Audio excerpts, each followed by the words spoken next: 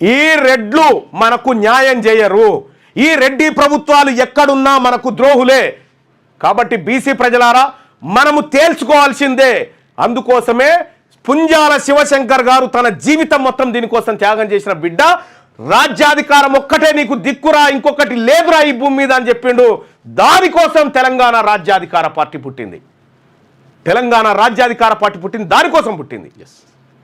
ఈ బీసీలను కాపాడడం కోసం పుట్టింది. ఈ బీసీల ప్రయోజనాలను ఒక్కసారి బీసీల అధికారంలోకి వస్తే వాళ్ళ తలరాతలు మారుతాయి. నేను 100% చెప్తా ఉన్నా, ఇది మన భవిష్యత్తు మారిపోతుంది.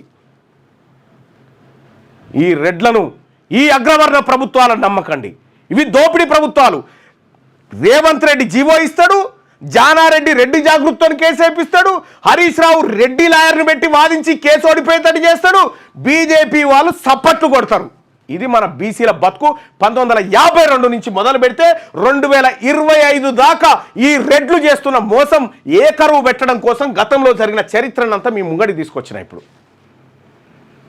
అందుకోసమే ప్రజలారా, తెలంగాణ రాష్ట్రంలో ఉన్న బీసీ ప్రజలారా, యువకులారా, అడ్వకేట్లారా, డాక్టర్లు, టీచర్లు, సింగరేణి కార్మికులు, ఆర్టీసీ కార్మికులు అందరికీ చేతులెత్తి దండం పెట్టి చెప్తా ఉన్నా, ఇది మనకు రాజ్యాధికార పోరాటమే.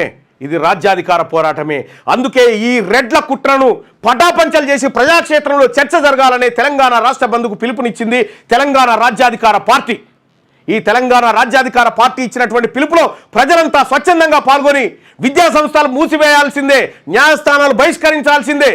ఇవాళ బీసీల ఆత్మగౌరవం మీద కాలు పెట్టినటువంటి ఈ అగ్రకుల పెత్తందారులు ఎవరైతే ఉన్నారో రెడ్లు, వీళ్ళ భరతం పట్టాల్సిందే. అందుకోసం తెలంగాణ రాజ్యాధికార పార్టీ పనిచేస్తూ ఉంది.